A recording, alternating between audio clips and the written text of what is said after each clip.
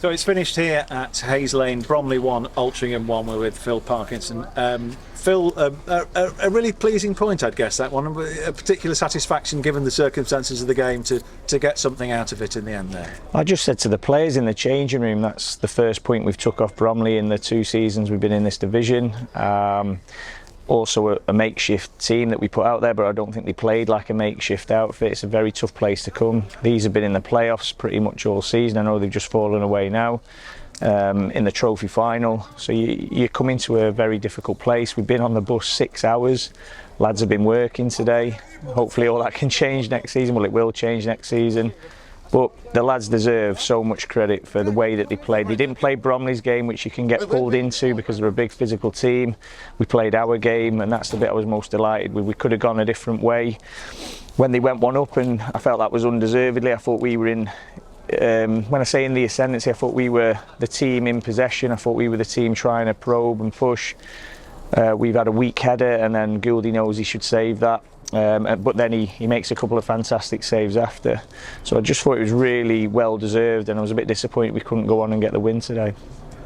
I think the real feature of our play was how patient we were, and it was a definite contrast in that way. And it felt like a sort of game where maybe the patience wasn't going to pay off, but then it must be very pleasing for you on a personal level and the team philosophy that patience paid off, because the goal, when it came after a patient spell of possession, and to get a goal that shows that your method works, as it were, must be particularly pleasing. Yeah, well, you've got 2 contrasting styles, haven't you? You've got a 3-5-2 against a 4-2-3-1. We're playing with wingers, they're playing with wing backs. They're a very physical team. They're very good at what they do. I'm not running that down, by the way. They're very, very good at it. They've got some really good technicians in terms of the style of play.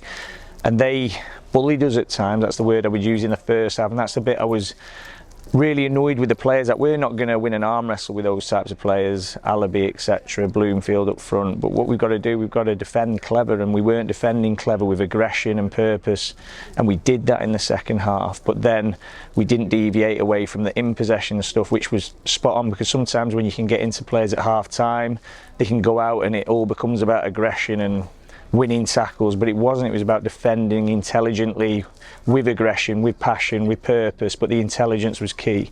And I felt that's what we did against a team. If you give them too many corners and set pieces, look at the size of them. I think they've got 6 lads who are 6'3".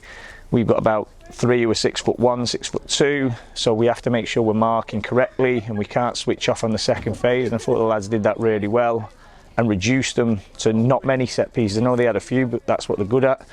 But then I just felt we deserved that goal, and if Jake had a little sighter just before, where again the build-up play was excellent again, and I thought that was the moment, because you're not going to get lots of moments when you come here. But then the goal that Dan took, again, really patient build-up play, waited for our moment, kept the ball moving, and again a really good finish from Dan. So yeah, I was delighted with that. I think you've already covered, sort of, in terms of the goal that we conceded, not a great header from Jake Cooper, and Matty, I'm sure, will feel he could have done better. I suppose in that first half, a disappointing thing was that the best moment of the first half was that chance that came straight afterwards for Cole, and I guess Cole will feel he should have scored. That was probably his moment to try and get a goal in that first half. Yeah, I mean, Cole's a big 6'3" lad himself, so I think he learned a few lessons today, and he was quite indifferent with it, in terms of sometimes when he pinned his man, he was great in terms of give us a platform to play from, but he's got to do that consistently, because what Cole's got to learn is, and whether, again, like Hayden, whether he's here or not, is what his strengths are, and I think that's something, once he gets that right, he'll be a real force to be reckoned with. But he's a young man, and he's learning some really tough lessons. He's coming here, we're giving him opportunities. And like I said, that's all we can do, and then it's down to him to show that he can play at this level. But I think he will learn so much from his experience with us, and hopefully he'll either be here or he'll take that experience somewhere else. But yeah, it was a really tough day for Cole. But then obviously Ryan Morton comes on, who is an academy graduate. It just fills me with a great sense of pride. I know Neil would have been bursting there, and Paul Fay and Ross Spate. Sarah Newton, all the people who've worked ever so hard to produce one player, to get one academy player on the pitch. Ryan Ford on the bench as well. If Cordapon would have played, so 2 academy players have travelled today. That's a great achievement for us. The programme's been running 2 years, and I felt he was a breath of fresh air when he come on. The runs he makes, he's that Vardy type player. And if we can get him going, and we've got a number of them, we've got 5 lads who we've got deep beliefs in terms of who can take that step. Maybe not straight away with us, they might have to go out, but I think Ryan could show there. You could see glimpses of the qualities that he's got in terms of that pacing behind. He's a real menace and a threat. It's a sort of a day where we're thinking about players for the future, but also the players of the past. And one of the features of today was we had Tom Hannigan back in the starting lineup, Jake Malt back in the starting lineup, Sean Densmore back in the starting lineup, and I thought they delivered what they've always delivered for this football club. Superb performances, 90 minutes as well from Jake and from Sean. Yeah, well, I did double check with Sean. Obviously, Tom, as I said to them both, tell me if you're struggling. We were aware that they haven't played for a while. I knew Jake would get through it. There's no way he would have come off even if his legs were falling off, and that's not taking anything away from the other 2. It's just that's what Jake's like. Even if he was dying, I wouldn't have been able to get him off. But yeah, never once in the 5 seasons I've been in here and seasons before I was here, they let this club down. And that's, hey, I've said it all the way through these next 2 games. This one was to get them ready for Sunday.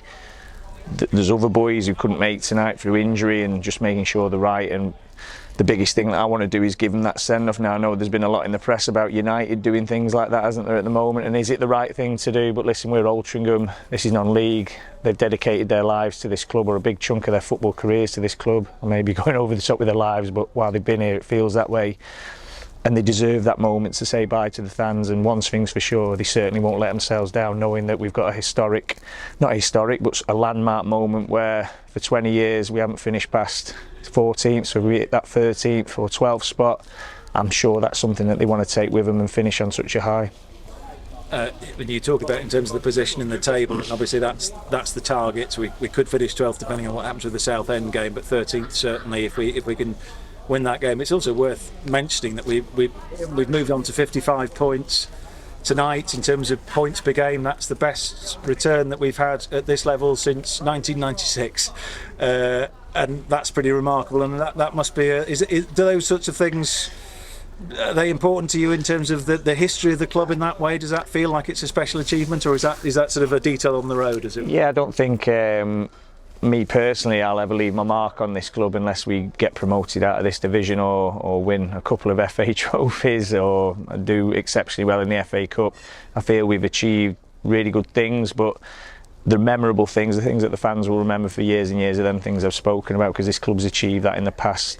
I know people talk about this is the toughest it's been with ex-league clubs, but in this division, this club's, when it's been at its very, very best, has pushed for league football, and that's something that we're certainly striving to do. But I don't want to get people carried away. That is a work in progress. That to me is a long way off, but we're making giant strides to try and get us to where we need to be that club again.